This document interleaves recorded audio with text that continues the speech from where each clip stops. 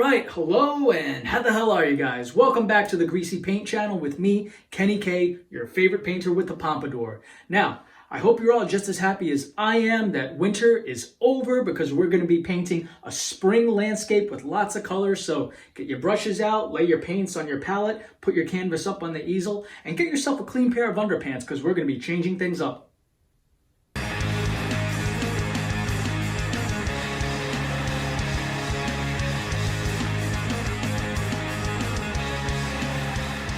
Alright, now before we begin, I do have to say, if you want to help the channel grow and keep the art community alive, please take this time right now to hit the like, subscribe, and notification bells below if that's something you care about. I'm here to tell you right now, we don't care. Let me tell you something. We don't care. Now, our thin white medium is already up on that canvas, as you can see, and I was thinking spring landscape, like I said, you know, nice warm blue sky with a cloud or two maybe, and a mountain without any snow. All the snow melted off. It's going to have that rocky look, and then maybe some background trees and a hill, some foliage, lots and lots of trees today, and maybe even some flowers. And how about a big cherry blossom right in the foreground? And you know what? How about we also... Blah, blah, blah, blah, blah.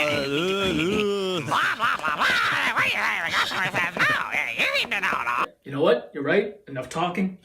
Let's just get right into it. So, I'm going to take my 2.5 inch brush right now and tap right in there just like that. And not too much. I'll start here with my X strokes. Nice blue sky, like I've done many times before. Left to right, back and forth. And of course, we already got a brush hair on there.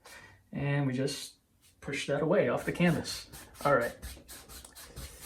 And work our way about maybe down here, no further than that. And I'll go into now some more blue and a little bit of Prussian blue, just a little bit, not much, and make some water down here too. And I went into the Prussian blue because I want this to be a little bit lighter. Now, when you make water, you start at the bottom, and if you start from the right, pull your way inwards to the left. And this way, when you go up, that color gets brighter and brighter. Because as things are closer to you, the darker they are, right? Well, that makes sense. And on this side too, now starting from the left, going to work my way towards the right. And remember to keep that brush level like this. Hold that brush vertical. Okay. Now what I'm going to do is take a folded shop towel, which I highly recommend getting if you're going to paint with oils. Really helps cleaning up. But I'm going to get some extra paint off the brush. There's a lot that we don't need for the next step, which is getting all the harsh brush strokes out of there, all the hairs and everything. So I'm just going to smooth everything out a little bit. And there we are. Blend, blur, and whatnot. More brush hairs, my God. And on the bottom here, so we left that little space open, and now going back and forth, we have a nice sheen of light reflecting.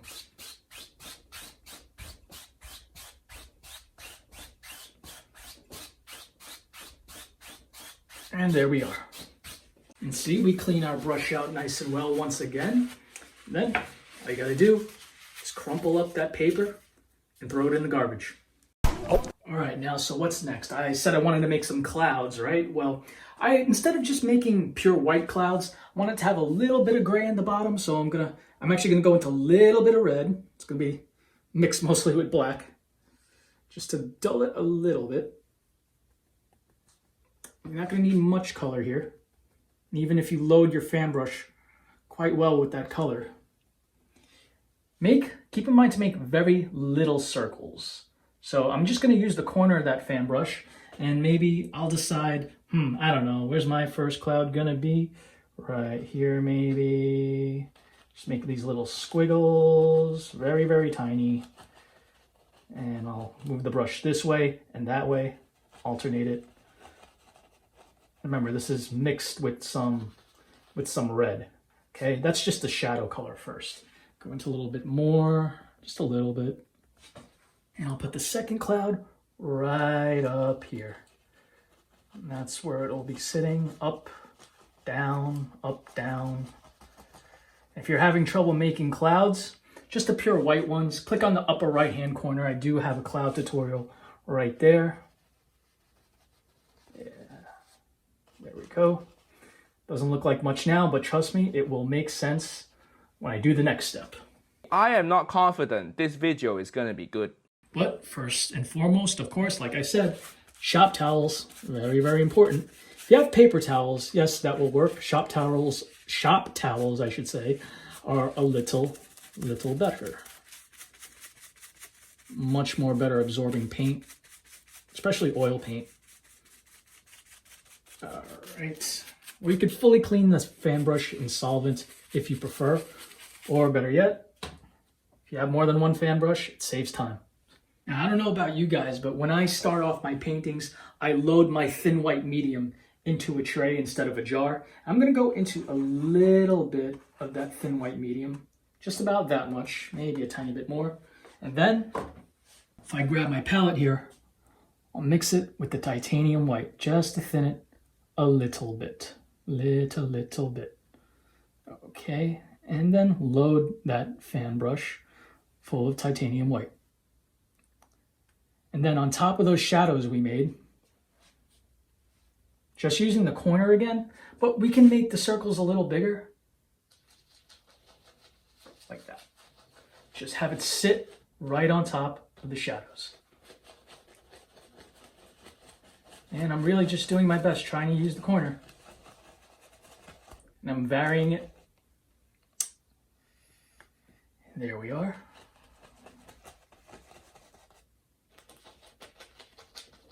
Okay, and then it just sort of trails off. Still doesn't look like much now, but I promise, first things first, and it's gonna look great.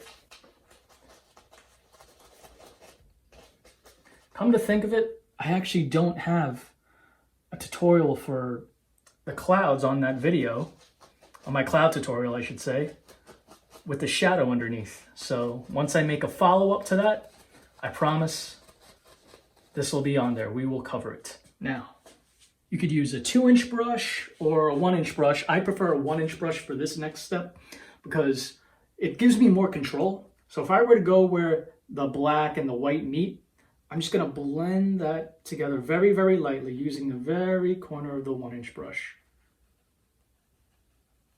See? There we are. And I want a little shadow in my color today because, you know, it is springtime, and after all, hey, April showers bring May flowers, right? Huh, seems legit. Okay, now I'll turn the brush over and use the other corner we didn't use, and the very bottom, I'll blend in. There we are. And this is a very, very light touch. Once again, remember that.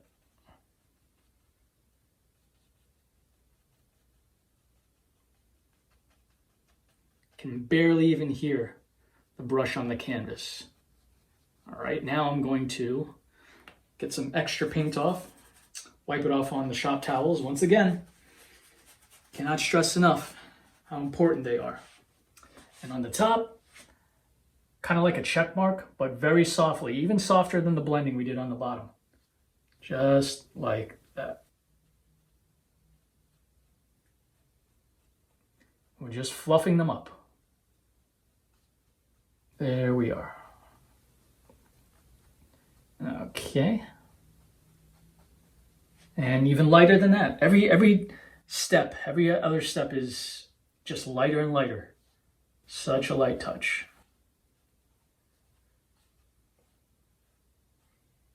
If you almost miss the canvas when you do this part, that means you know you're doing it right. That means the touch is nice and light. Okay. Not bad. All right, now you folks at home, go ahead and get your palette knives out. No, I said your palette knife. No. It looks like this, okay? So, our next step, I said was going to be a mountain, right? Well, let's take about a little bit of Phthalo Blue, Prussian Blue. You know what? Just get all your dark colors. This is what? Burnt Umber, Dyke Brown, and Ivory Black, right? And just mix that up into one dark gob of color. You want this color to look almost pure black. And even though we have black in there, we're really just trying to keep it dark, because remember, the canvas is coated with thin white medium. So pick it up, turn it over as many and as much times as you want.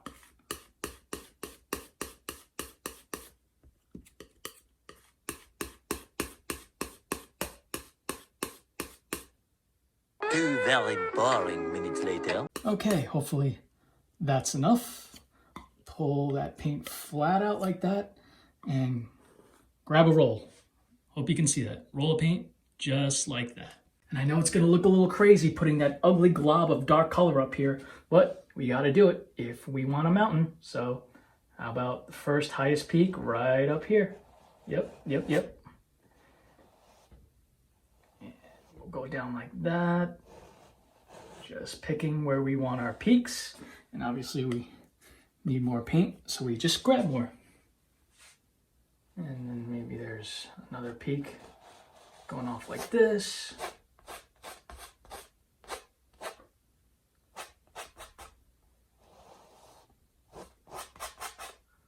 And you really need to push that knife into the canvas very, very firmly.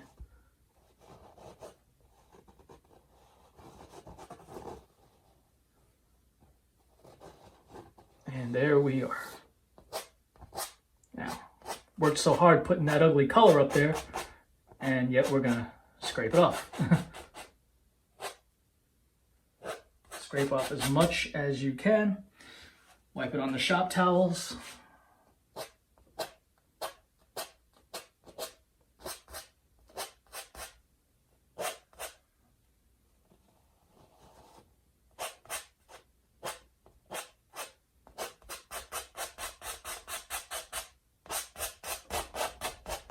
And there we are. Now to completely clean our 2.5 inch brush or 2-inch brush, whatever you got, get as much of that extra paint off we had before. It saves money on solvent if you're using, which I am using. The less of that stuff you use, the better. So we'll go right over here. Dip it in there. There's a little screen there. Try to squeeze out what we have in the brush off to the sides. Go down to the beater rack, shake it out, and like we've done many times.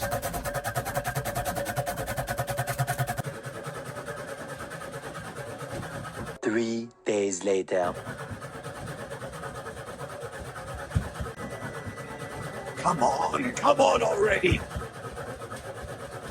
And just beat it like my wife is gonna do to me if God forbid I get paint on the floor. Now, clean, dry brush now, which helps because I don't want any of the extra color that we had on there to dilute this dark color. So we'll drag it down because we're gonna put highlights, well, rocky highlights on this mountain. No more snow today, thank God. And when you do this, once again, it gets rid of extra paint that wasn't able to be scraped off. So the layers that you place on top of it will stick better. I get it. I don't get it. Now for our big mountain that's going to be more earth tone based, I'm going to take some of this white here.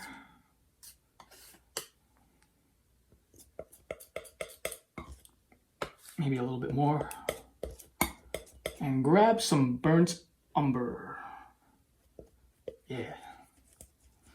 And then with that color, maybe I'll grab also a little bit, just a little bit of Cad Red. Oh yeah, there we go.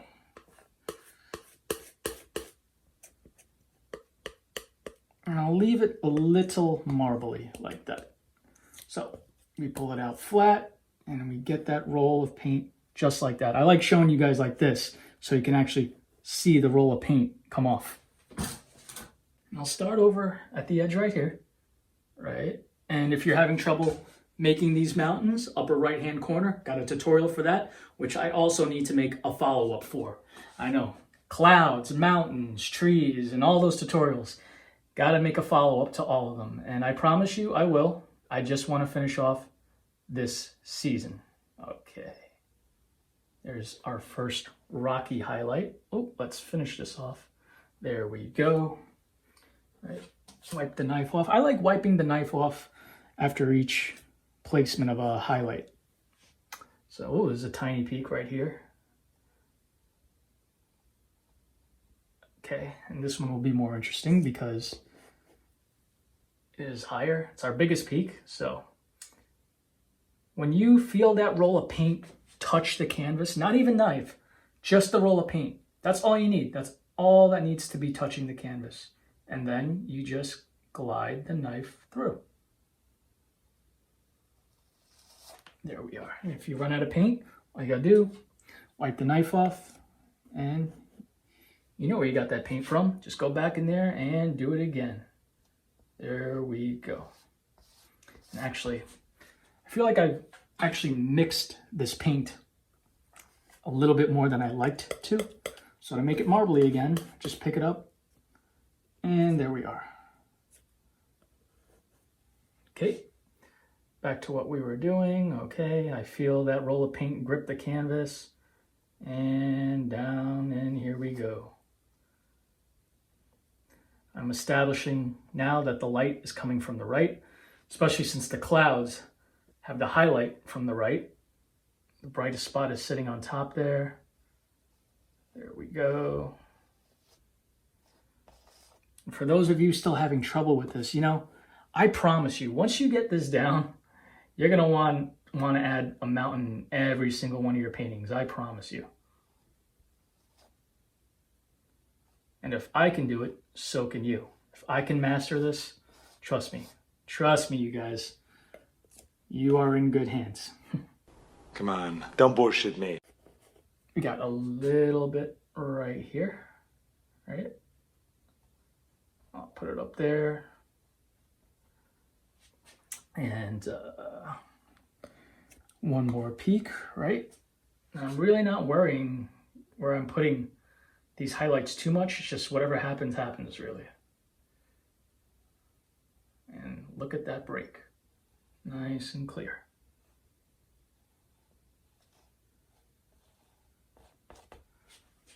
Let's actually finish off the bottom right here.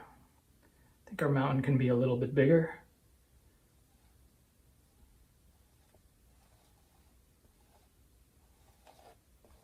There we are. Now you see me stepping back from my painting a lot, and what I'm doing really is trying to see what my painting looks like from a distance. So, and it helps to see and identify if there's something about your painting that you don't like. For example, I went, I don't know, too steep with this peak, and I want it pointing a little more upwards. So I guess I can fix it just by changing the shape of the highlight like that.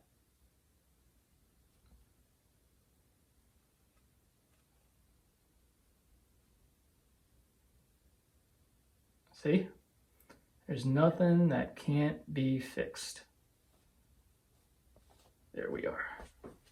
And keep playing around if you want. Keep playing around with the shape and the terrain and the shape of these highlights.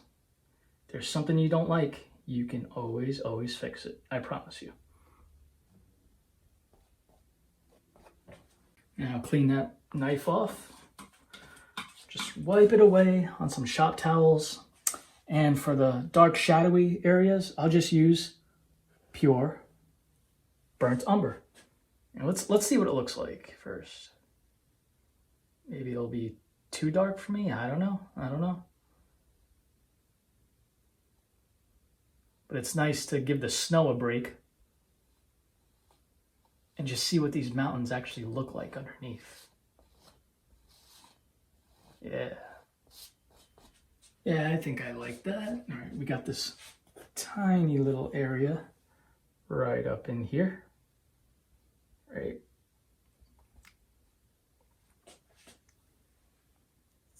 Just drag out the paint, get that roll. Very important. And so we just, you know, a lot of times when we use do the other side of the mountain with the shadows, you do have to turn your knife in certain ways and, you know, play around with the angles, but the touch is always the same. As soon as you feel that roll of paint hit the canvas and grip onto there, it's going to be kind of sticky. And that's how you know you're using the right kind of paint as well. There we are.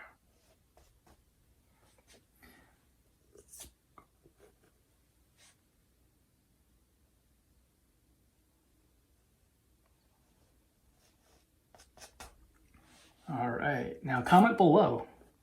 What do you like better? Do you like the winter season? You know, do you like the spring season? And maybe it's because of where you're from. Tell me. Do you like winter better, but you like making mountains like this better? I would really like to know. Don't care. As much as I hate winter, I do mention many times, they do make gorgeous paintings. Let me start over here.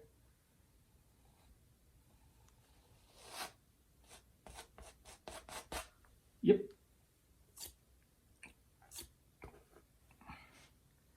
Okay. It's quite a wide mountain I made today.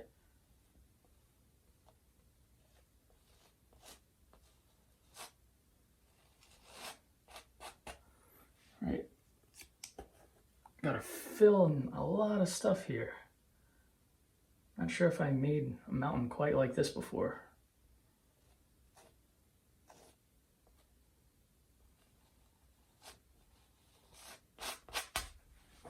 If you have a leftover roll of what's on your knife of that dark color, you can sneak into certain spots here and just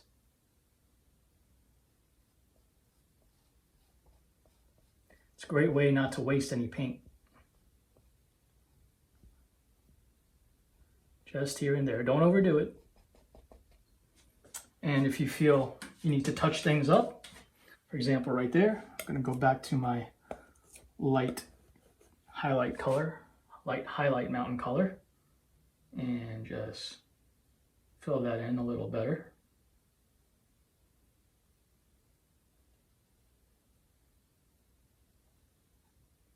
Okay, now with a clean knife, or as clean as I can get it, I'm running out of room here to wipe my knife off. Oh my God. You can grab some of the highlight and just softly, well, what's already on the canvas, just connect it to the dark spots like that and just smooth your mountain out. Again, this is a very light touch, very light touch. Boring. Just here and there.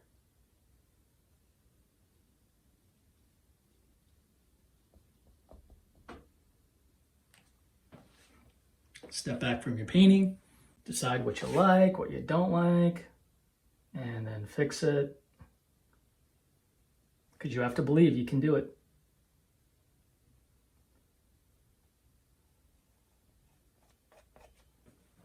More dark should be filled in right here. Absolutely. If you wanted to use Dyke Brown instead, that would be good too.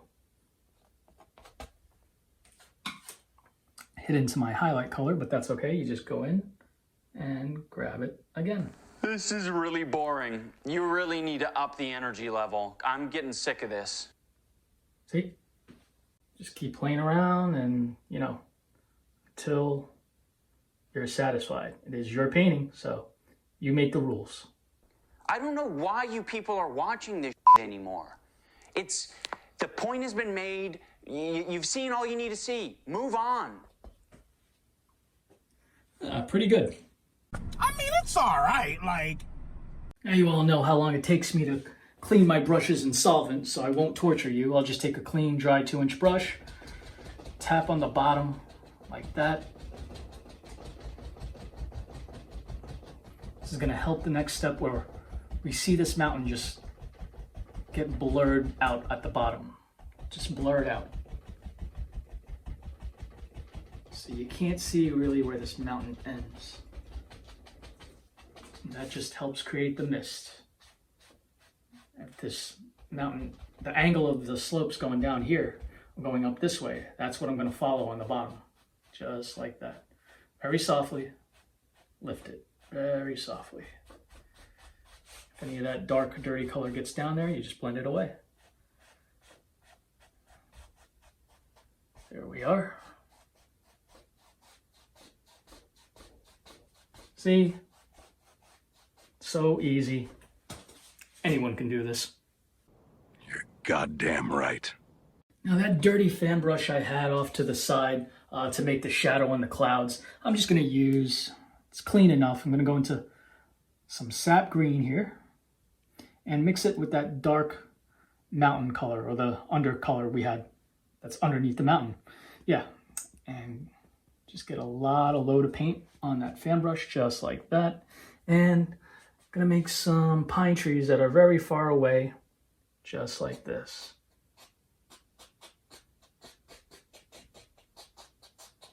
And I'm going like this right onto the canvas, just like that.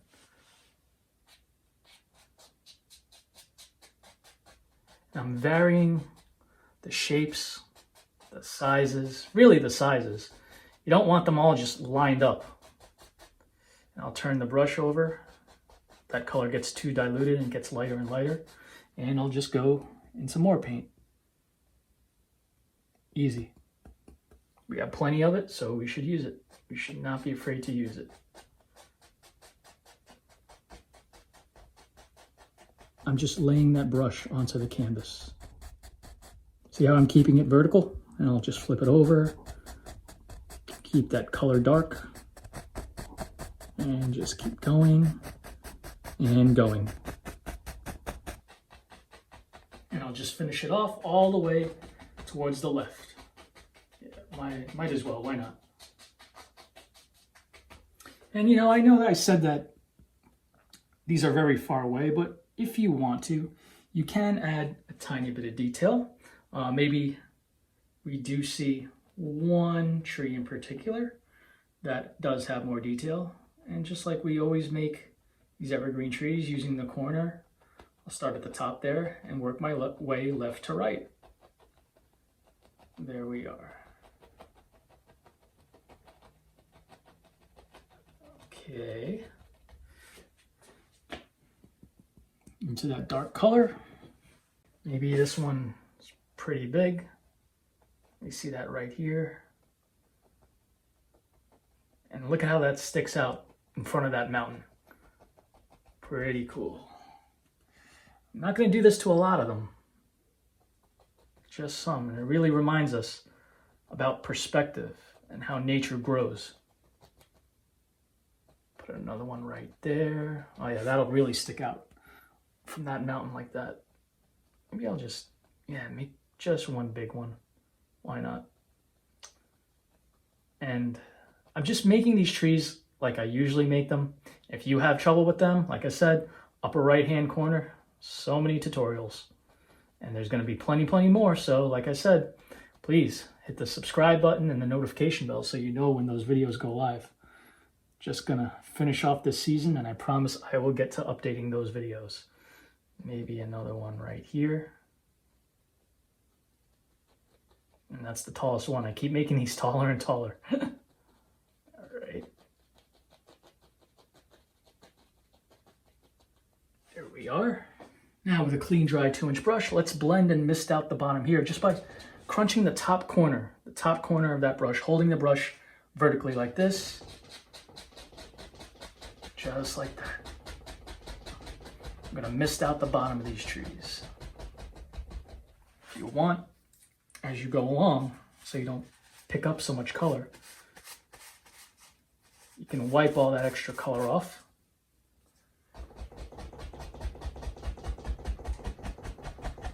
And that will keep the mist that we have here. And I'll work my way all the way to the left.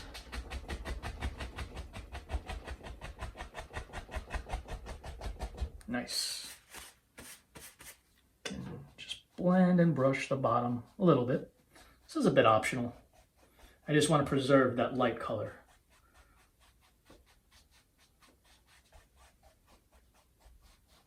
See, there we are. Nice. Now I'm just gonna move this rocky highlight color off to the side. Right here. Maybe we'll use it later for something. I'm not sure. Wipe off our knife. And lay out the sap green a little bit so it's easier to take our 2-inch brush, or in my case, 2.5-inch brush, and go right into it and tap. Just tap. All you gotta do is just tap it in. Just tap it in now. I want to make some rolling green hills. Okay. Now, it's better to decide how you want the terrain of these hills to go with just the corner first. Just try the corner of that brush.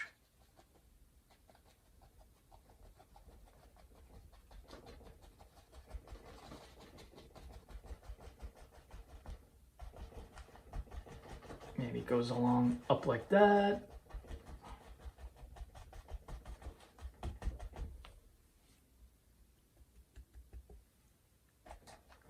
To add more color. This should be a little darker over here. There we go. It'll contrast better with those trees.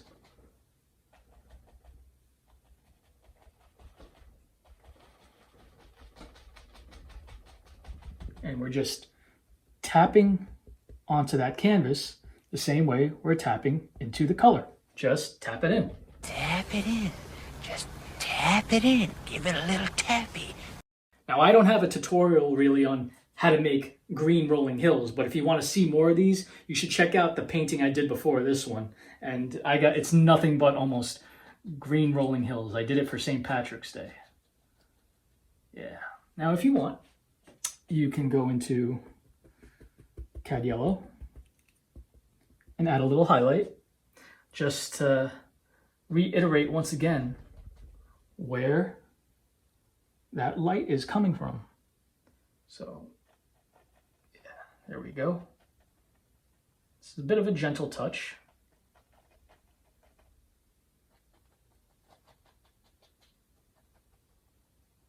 Before it goes into some shadow area. There we go. It is springtime, like I said, so you're going to see a lot of that color, a lot of that color. Nice and bright. And you can even go into yellow ochre if you want to, just to switch it up. And there we are.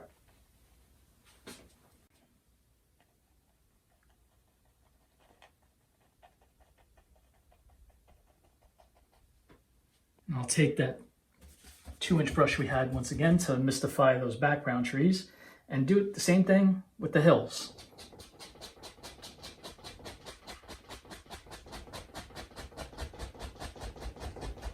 Just crunch down.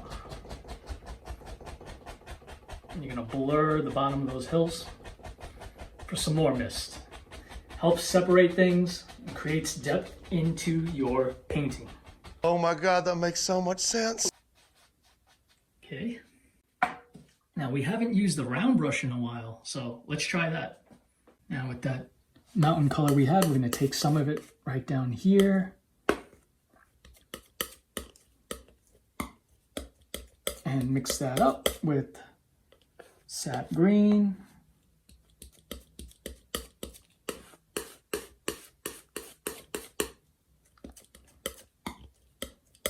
Oh, maybe a little bit more green. Gotta start changing the color up now. All right. Now the way I load this round brush into that color is gonna be like, just thinking of the top corner once again, and at an angle into that color like this. And it's very important that you get to do that and practice it right onto your palette, because that's the same way you're gonna do onto your canvas. Decide where you want these bushy looking trees.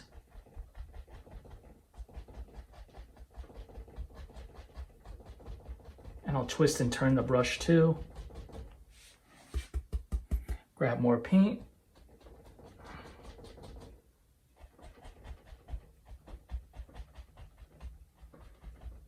Again, just like we did with those trees up there. Vary the sizes and shapes.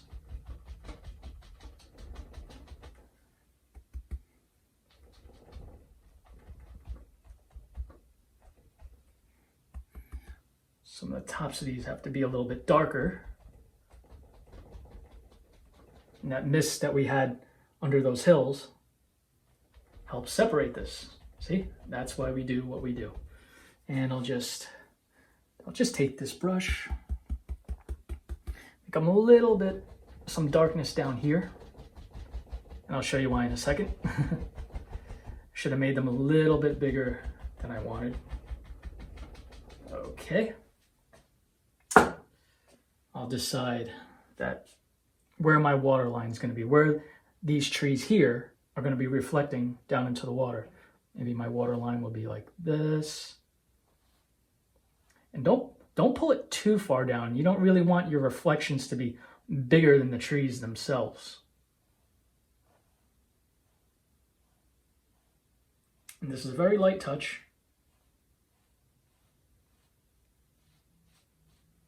So, and I'll just wipe a little bit of extra paint off.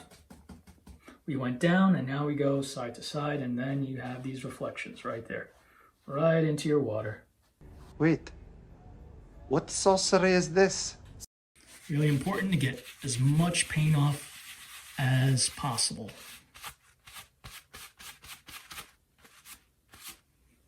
Maybe now I'll make a purple color using a little bit of Phthalo Blue, some Prussian Blue, and grab a hell of a lot of Alizarin Crimson. You have to grab a lot because when you mix it with these blues, the blues can easily overpower that Alizarin Crimson. Okay.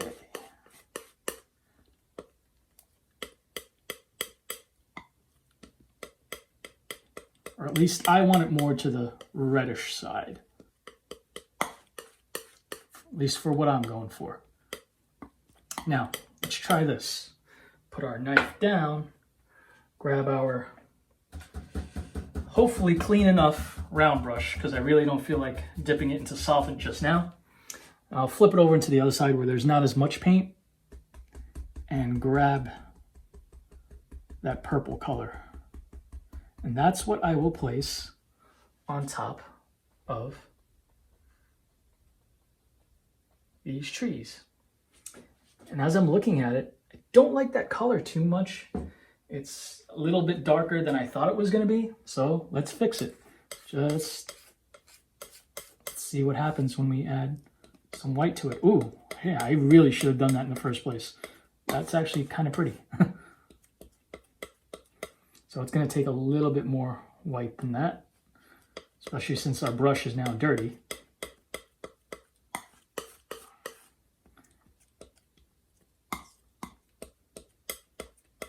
Let's try it.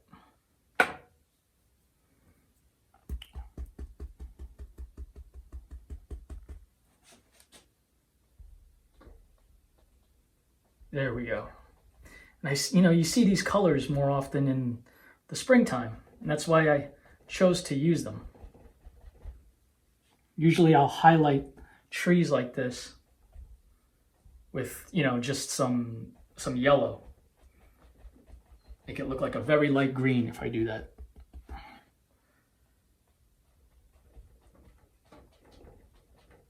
Okay, wonderful. And a little bit of that color down in our water here, just to reflect.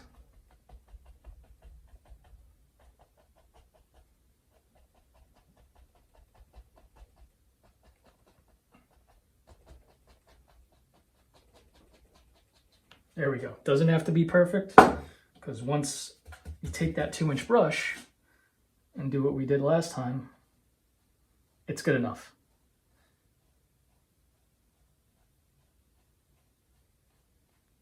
Very gently and very gently across. And there we are. Impressive. Very nice.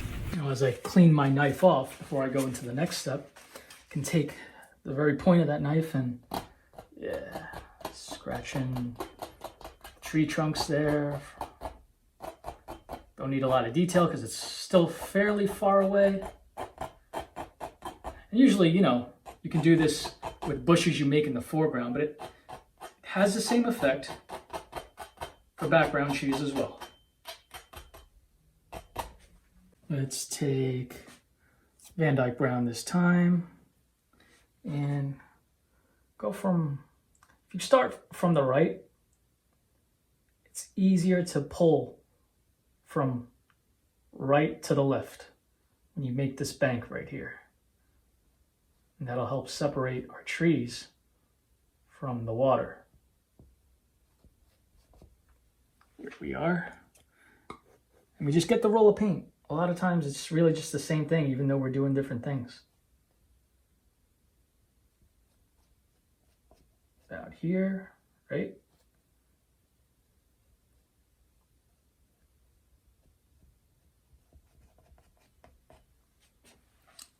More paint, of course, as we naturally run out. And this is more towards the left, so I'm going to pull from the left over to the right. If there's anything I'm doing in my paintings that you at home find a better way to do, please, I'm open to ideas. Comment below. Love to hear what your process is. Or maybe you want to keep it a secret. That's fine too. I just love all the comments you guys give me and all the interactions. Just feel very lucky to speak to all of you. I really do appreciate everybody's feedback. And don't forget, I'm not just here. You can follow on Facebook, TikTok if you have that. Definitely on Instagram. On Instagram, you can see every picture that I painted if you'd like. So let's highlight that a little. Let's take, oh, see? I'm glad we kept this color. I'll darken it a little bit, just so it's a different value than what we've been using. And lightly go over some spots here and there.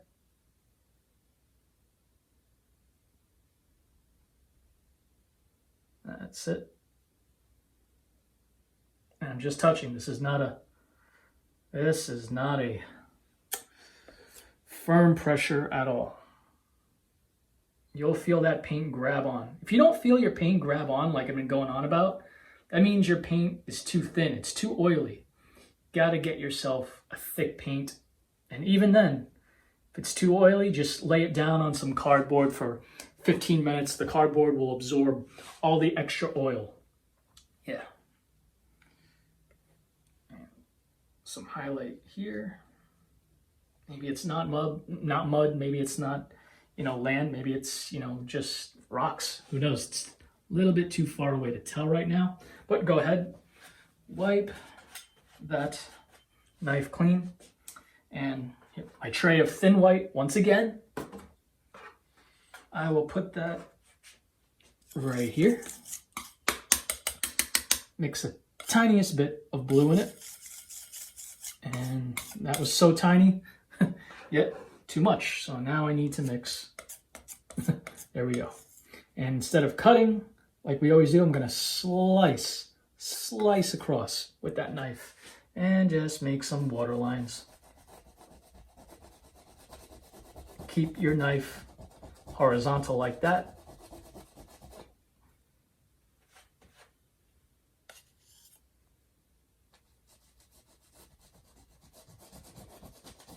And left to right, that's what we do.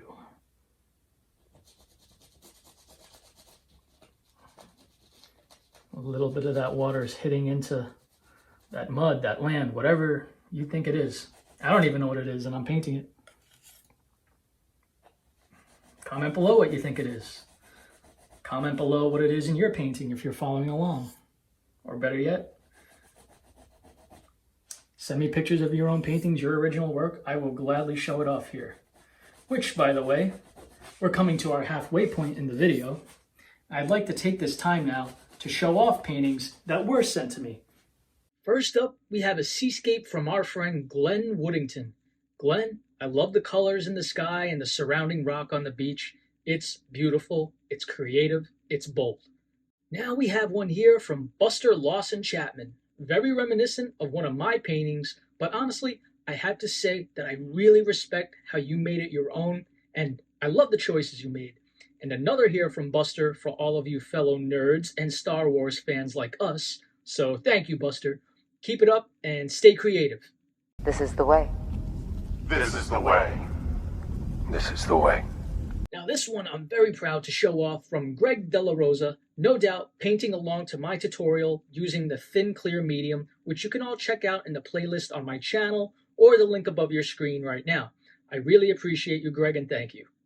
And of course we have one from David Beckstead once again, a waterfall painting, of course. This guy loves waterfalls, and I love showing off his work. Thanks for the submission, pal. And last but not least, one from fellow artist and friend Bob Daniels. Bob and I have been supporting each other on Instagram for quite a while now. As a matter of fact, we're going to take some time right now to see what the great Bob Daniels has to say. It gives me great pressure today to introduce a fellow wet-on-wet oil painter and full-time dad.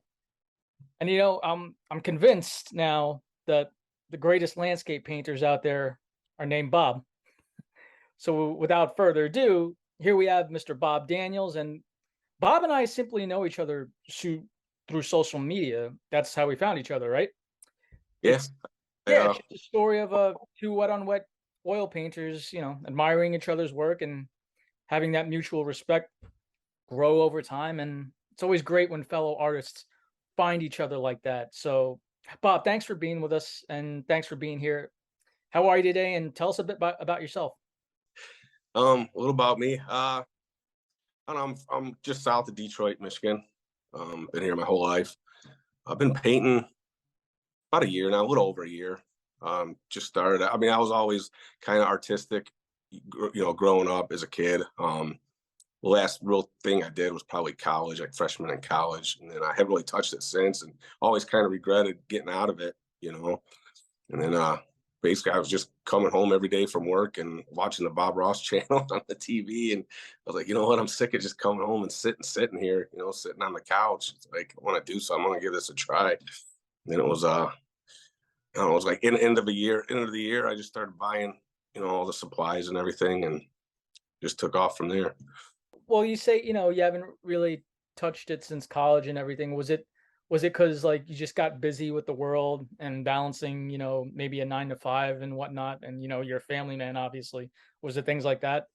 Yeah, I think it was a few things. Honestly, I was a draftsman. I worked for an architect for quite a while, and I was a draftsman for like 16 years, but it was all CAD based, you know, all computer based. So it was like kind of got out of, you know, artistic stuff I did when I was younger was all pencil, you know.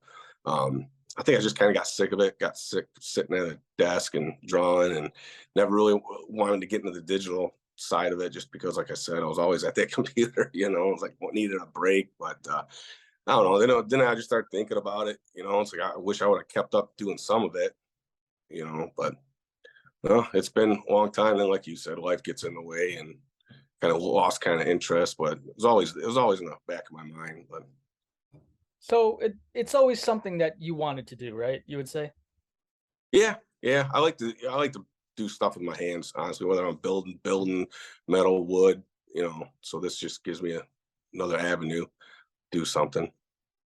So, Bob, one of the things I absolutely love about your work, aside from the paintings themselves, is your experimentation. I'll tell everyone here right now, on Bob's Instagram alone, you can learn so much with all the things he's messed around with. For example, if you want to know the difference between the same color of one brand compared to the other, Bob probably knows. He's tested it out. Like if you want to see the difference between Phthalo Blue from Winsor and Newton and then Phthalo Blue from Gamblin, as an example, most likely he's tried it. Always experimenting with colors. He's made his own color chart. He knows how to make his own liquid white. Always trying new things, new brands, and new equipment. And Bob posts daily, a lot more often than me. So the question I have, you know, between balancing and everything, are you retired now? I wish I was retired. Wow, that's impressive, because you have something new to show every day, and I wish I had even a fraction of that time to put more episodes out and more tutorials. Yeah, a lot of the experimental stuff is I don't know, something just pop in my mind, and I'll run. So I have my studio, if you will, set up in the basement. So it's kind of nice because a lot of times something pops in my mind. I'll say, let me run downstairs and let me try that. And I usually keep like a lot of small canvases or little small boards just to do the experimental stuff on. I'd rather try it and see it on a small level before I do it on a large level to find out it didn't work or wasn't the right thing. But Well, that's just called experience. You just mess around with things, you see what works and what doesn't. And it's interesting because there's so much information out there, like how do you do this? How do you do that? At the end of the day, someone can have a different experience than you. Like maybe you have your own technique with how to reuse a canvas, I should say. And someone can try it and it just doesn't work for them and vice versa. So it's just very interesting. So I encourage everybody watching out there is do your own experimentation, follow Bob obviously, and try what he does and put your own experience out there in the world. So, and what do you love most about painting? If there's anything at all, what do you hate about it? what I love about it is just creating something. Something out of nothing, I guess. You start and it's just a blank canvas. When you're done, there's something there, whether it's good or bad, something came out of it. Dislikes, there's not really anything I dislike. Maybe I guess the only thing I dislike is going in the art store and can't leave without spending some money, Yeah. Sometimes I have to convince myself not to go. Like one thing and you come out with a cart full of stuff, Yeah. But Oh my God. But when you paint your landscapes, do you have a total idea of what you want to do, or some of it a little loose and you just kind of go with the flow? I'm all over the map on that one. Sometimes I'll have like a picture I'm looking at, up on my screen or something. And a lot of times I just kind of just free for all it, just kind of start. And I usually, I'll start with the sky. A lot of times if I'm really just have no idea, I'll just kind of experiment with different colors for the sky and then kind of see what goes from there. Yeah. Sometimes crap, sometimes it's a keeper, but you always learn every single time you learn something, whether it's good. So I'm so glad you said that. You don't know until you try. Right. Right. Yeah. And even if it doesn't work out the way you want it, that's what trying again is for. Right. That- I had at it, just scrape the canvas clean and then you got a new canvas to use next time. Like I said, you learn either what you wanted to do or what you probably shouldn't do for future. I like to just, the reason why I talk about this so much is because there are so many people, and there's also so many people that don't understand these other people who they're afraid. It's almost like I want it to be good, but I'm not gonna put that brush to the canvas because I'm afraid it's not gonna be good. And it's so liberating though when you actually get the courage to do something and be creative. And that's why I constantly try to inspire people, find other artists to try to just explain, you just got to go for it. You definitely have that down. I appreciate it. Thank you. What do you find is the easiest thing about painting? And if there's anything, what's the hardest? I think the easiest, honestly, is with the oil painting. It stays wet for so long, and it's like, it's true what they always said with the, Bob Ross would always say with the happy little accidents. It's like, oh, you messed up that mountain. You can always try again by throwing a tree in front of it, which I do plenty of times and it works, it's great. I guess, what I struggle with the most is thinking of what I want to do. There's so much, it's unlimited, especially when you're doing landscapes, it could be, you don't even have to be real things you're painting, like just trying to figure out what I spend more time, I swear, in the mornings trying to figure out what I'm going to paint than what I'm actually painting. I think I know what you mean. Kind of overwhelming, right? So many options. Yeah. Then once you get going, but it's just like, what do I keep like a log of stuff I want to do, it's just trying to go through it and figure out which one I feel like doing that day, really. Yeah, you're really organized like that. I could tell. My last question for you today is going to be, How do you personally go about selling your paintings? I sell my paintings often, but it's usually done because of a commission work for my still life portraits and never my landscapes, of course. So what's your process? To be honest with you, I've never sold one. Um, I've I usually give them away, donate. I can't throw them out. I mean, I have thrown out some really, really bad ones from early on. My first few I've kept just to show my progress to myself. But a lot of times I'll donate them, or if a lot of them family and friends take them. I say I don't sell. A lot of people give me like gift cards to it's art supply store or whatever. But then I do a lot of shows. I put them in a lot of shows, and they have to be for sale. It's more of a fundraiser for the gallery, so they take a commission, but I've yet to sell one there. But that's where I really like to sell them, to be honest with you, just because they get the bigger chunk of the profit on that stuff. So Yeah, and people could see your artwork in person. I don't know if you feel this way, but like pictures of your artwork don't do it justice. You have to it's so much better in person, oh right? yeah, Yeah. I did one. I don't know. One I did yesterday was supposed to be a night scene with the mountains and stuff, but like all the images I was taking of it, you couldn't tell it was like a night sky with stars in it. So when you see it in person, it's like so much better, Is it the one you uploaded? You uploaded it on Instagram? Yeah, yesterday morning. Yeah, I know. Either way, it still looks like great work. I appreciate it. Yeah, and I've done only one show myself, and I didn't expect to sell anything per se. I was just happy to be there around other artists and promote myself, really. It's just a bonus you can sell. Oh yeah, and it forces me to kind of like be involved locally with with, and kind of forces me to put my stuff out there for everybody to see, and it's always positive feedback. Even when I'm kind of embarrassed that maybe especially early on, I'd go to the first show I went to, it was like seeing mine on the wall is kind of embarrassing compared to like what was around, but you get through it, and then No, but it's important to expand in the art community beyond social media. You know what I mean? And yeah. so keep doing your thing, please, and keep up the great work. Because I can't thank you enough for being here with us today. The world definitely deserves to see you and your work. And for anyone and everyone watching, Bob is now going to tell you all how to contact him, how to hit him up for commissions. And go ahead too, Bob, and tell us all now where to find your social media plugins.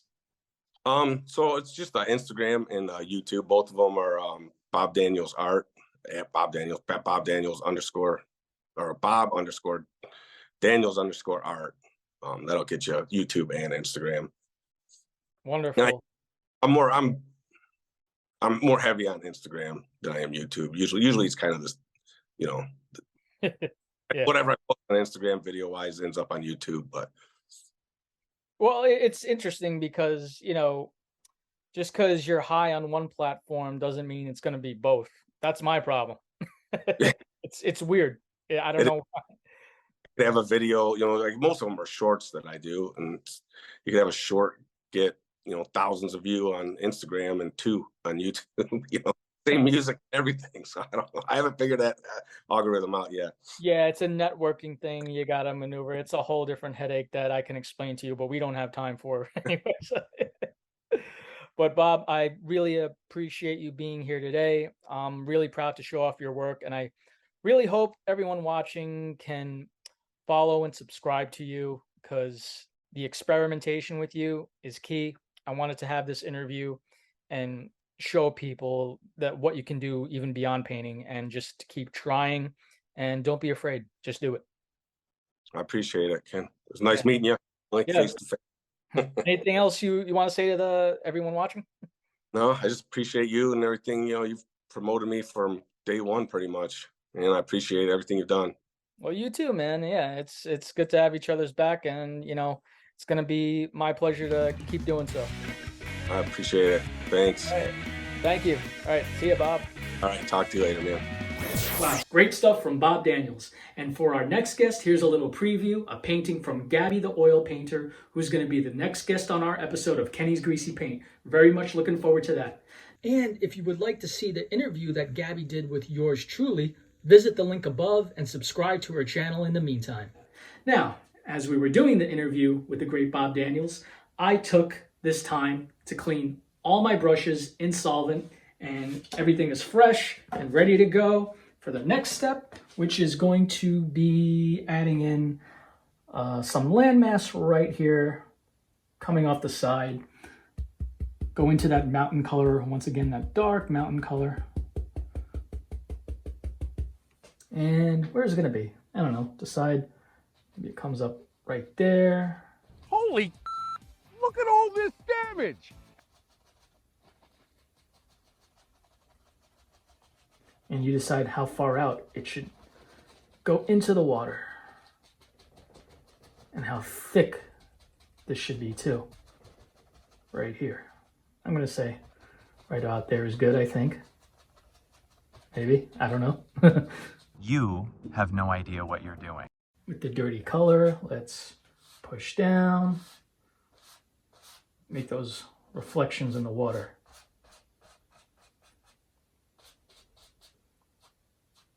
And very gently, right to left.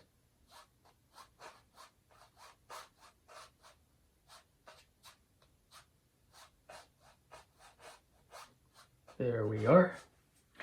And let's add some color by going to Cad Yellow. Mix it with the yellow ochre a little bit.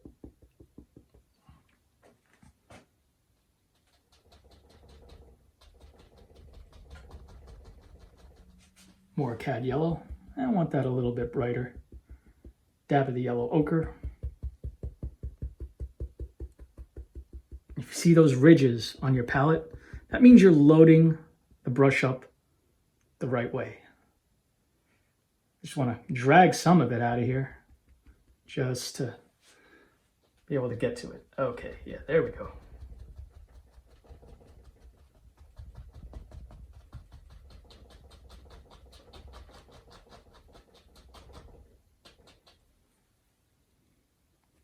Little bit more. You can always add some medium to your yellow if it's too thick. There we are.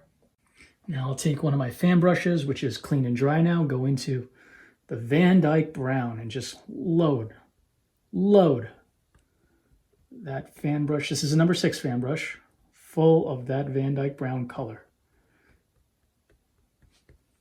Okay, now are all you first timers ready to freak out? Thinking I ruined my painting? Watch. We'll go right here and just go like that. Make one big line. You thought that was crazy, huh? Well, I'm going to do it again. And I'm going to choose maybe right here. What the hell is even that? This is getting out of hand. Now there are 2 of them. Our next step, we're going to take some white and grab a roll, just like that. Touch from the right side and make our birch tree right there. I'm just giving it a little pull, letting the paint grab off onto the canvas.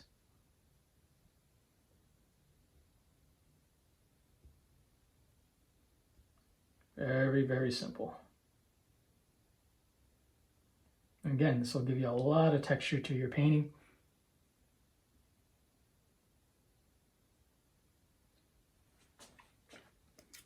Get a bit of a roll of paint once again. Really just got to touch it. It's not gonna, really don't need a lot of paint on your knife. Just a small roll. See, there we are. It's addicting. And just to finish off that white paint we have, I'll put it in the burnt umber right here. Get a small roll, very tiny small roll. You can barely see it. And on the other side, flip the knife over and just go like that.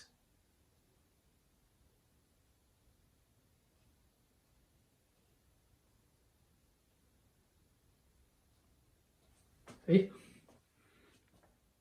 Now, speaking of oils and mediums, if you have linseed oil, which I highly recommend, you're gonna dip the liner brush now into that linseed oil, refined linseed oil, which I have right here. And it's on a tray. Below here, it's off screen. And I'm going to get a lot of it. Mix it right into some of the Van Dyke Brown color right there. Or maybe if you have solvent, you can use that. Just got to make sure you make that paint really thin and loose. And that's how we make our branches right here. Now, as we come closer to a painting, the more detail we seem to use, because the closer things are to you, the more detail you see.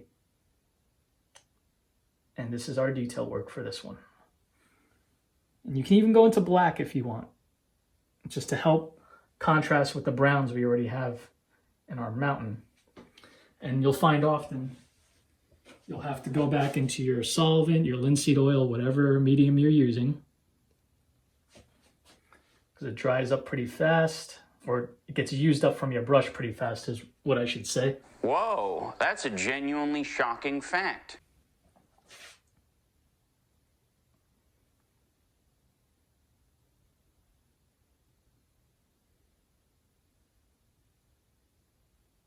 There we are. Just let that brush flow.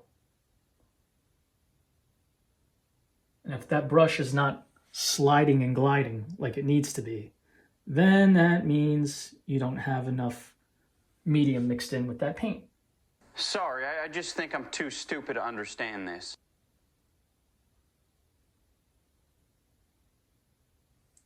You get to pick how many branches, or as little as few, are growing out of here. Keep in mind, it is springtime, so maybe you want to think about that. And given that it is springtime, we're going to add something to these trees. I've made these trees many times before in my paintings, but I've never added some leaves growing out of there. And so that's going to be my next step. As soon as I finish off deciding how many branches should trail off on these trees. You see, if I go down here to where that mist area is in the background, that'll contrast really, really well. So one of those things to think about.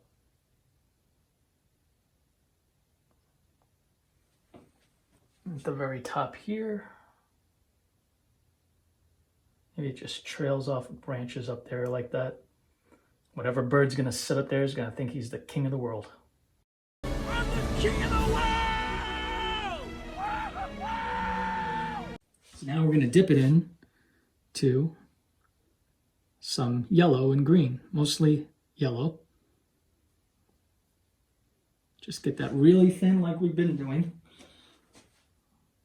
If it's running down your palette, that's a good sign too. Okay. Now on those branches, we can decide some green leaves growing right out of there. Just make these little marks. If anyone is looking at your painting up close, they will appreciate that you put in this detail. Nice, very nice.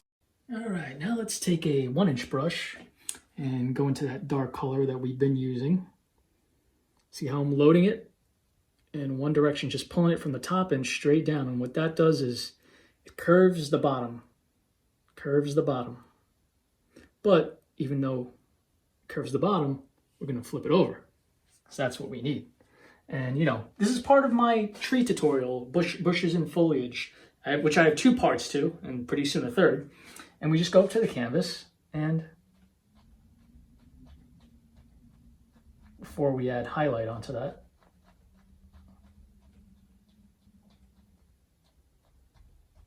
and that's where our birch trees are growing and sitting out of. Okay. And to add some highlight to that, I'll go into a little bit of my thin white medium here, which is much runnier, much more thin than the rest of our paint. Mix it in with some Phthalo Blue. I'll just go up here and highlight. I want that a little bit brighter, so go into a little bit of white. Maybe I'm gonna have to get some more white medium, and that's fine. There we are. I think that's gonna be better. Let's see. And we just push very softly onto the canvas. This is not a firm pressure at all. I usually don't highlight bushes like that. I usually use, a color like we have on the hills, but, it's springtime. You see these colors a little bit more often, and, maybe now I'll reflect that a little bit down into the water.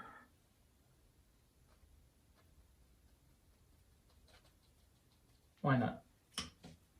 Take clean 2-inch brush.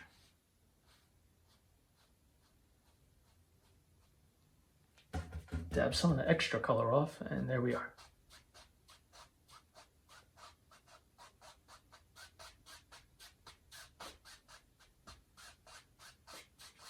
Okay, let's take a palette knife and clean it off first. And go into our burnt umber, a little bit of Dyke Brown. You can mix them both, just as long as they stay dark. And add a bank of land here where the water meets the land.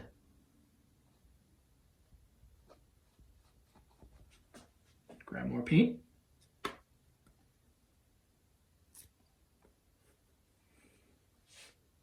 And just go to town. And of course, we're gonna add a little bit of highlight here, like we've been doing. Just mix some white into that. Keep it marbly, not one color. Makes it a lot more interesting. And add in some highlight. There we are. Take a fan brush with a bit of that light green and just touch that up. A little bit of detail work. When you care about the little things, they'll care about you, I guess. What? Bro, what are you talking about, man? Slice off some titanium white. Just see that very tiny roll on top of the knife and just push it in, keeping that knife level and straight and horizontal.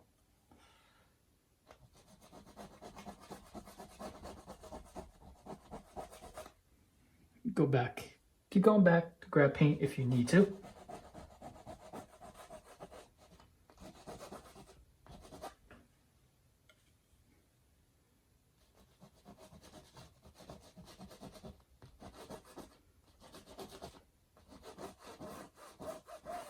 There we are. Wow. And I'll go back into the rest of that dirty color, that ugly dark color we made so long ago in the beginning. And add more land down here for our last and final spot, for our piece de resistance. No, don't like that. Okay, take the same dirty brush, tap into the Cad Yellow, a little bit of yellow ochre.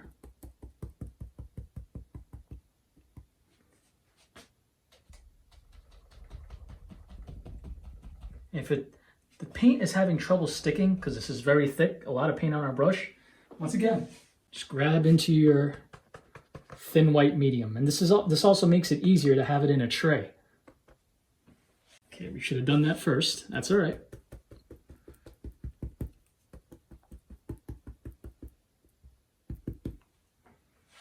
And there we go. Paint is sticking much, much better now.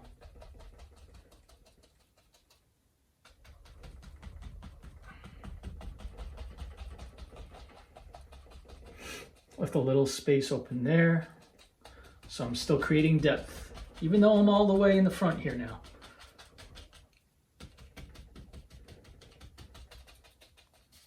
Awesome. Don't want to forget a little spot down there, that's okay. Now you're really gonna have to go into solvent to clean that 2-inch brush for the next part. The last thing we're gonna create in this painting, I said was gonna be, all the way in the beginning, I said we're gonna have a cherry blossom. Didn't I say that? Who remembers that I said we were gonna have a cherry blossom? Raise your hands. Come on, raise your hands. Let's see them. Check out the memory on you guys. Good for you. All right. Now I went into solvent, just drying off my brush now. You know, I could have used another 2-inch brush that I haven't used, something that's clean and dry, but I just love this 2.5-inch brush so much. So that dirty fan brush I had off to the side to make these birch trees, still have right here. Right here. I did not clean it off for a reason. Make one more big tree for our cherry blossom. Got to make the trunk and the branches first. So the main part, I'm going to decide probably right here. Got to just go for it. Can't be afraid, you know? If you don't have any more Van Dyke Brown left, go right into the burnt umber. That's fine.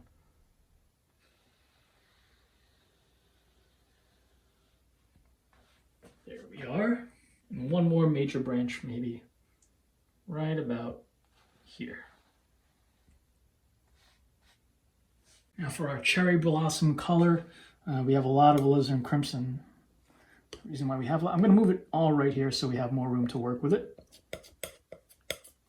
And gonna take most of that now and mix maybe quite a lot of titanium white with it. Yeah. And while we're at it, actually, gonna also put in some of the Cad Red.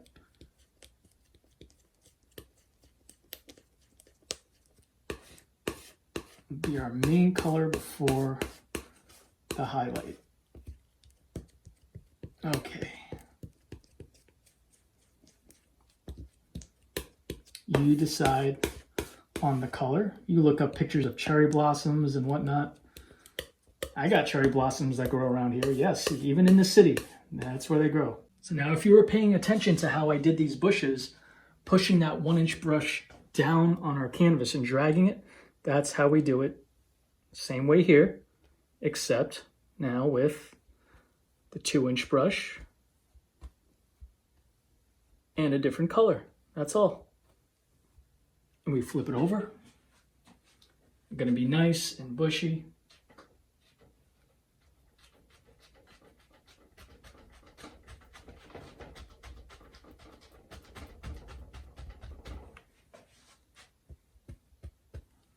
Some of that, probably you just use up all that titanium white. There we go. Helps to have a lot of paint on your brush to do this.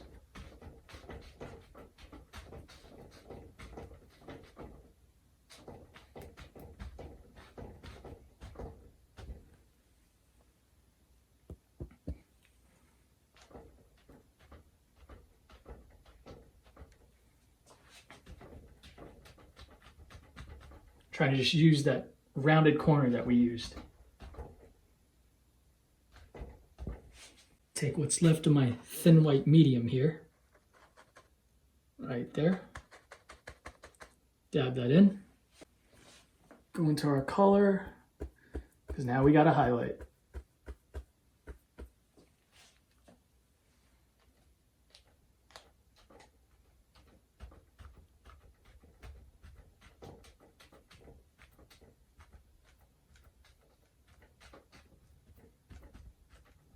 And the light's coming from here, so maybe more of it will be seen towards the right.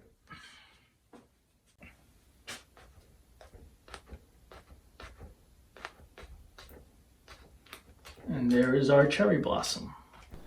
Wow. If you've painted along to this one, please, just like all the folks I help promote, send them to me. Email, send them through Instagram, Facebook. I'd love to show the world your work.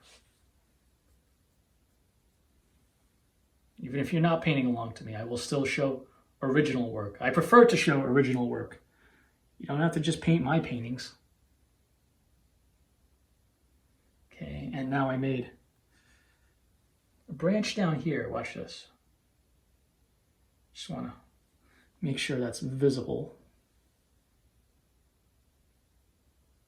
Because what we can do is maybe we'll use a 1-inch brush, something we haven't used before.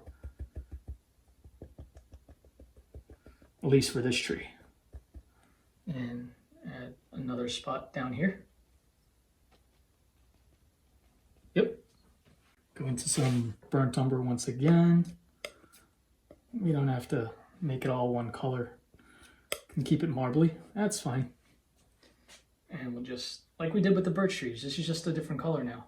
Just gonna add some detail.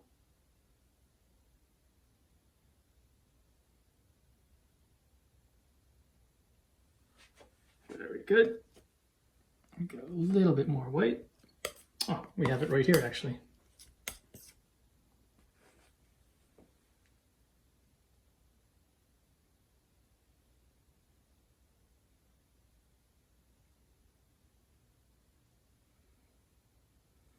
And there we are.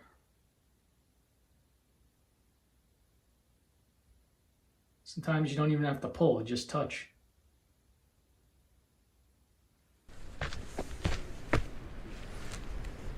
Holy smokes. Take a bit of that green we had on the other fan brush, touch up the bottom right here. So that tree's just not sitting on nothing. It can actually grow up out of the ground. Now with some oil and or solvent thinned out, we're going to glide our liner brush like this.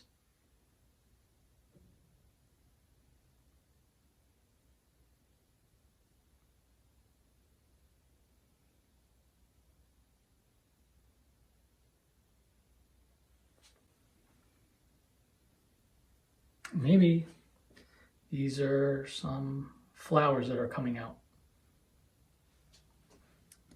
And we can go into some color down here, like that, or whatever really. Just thin out some color and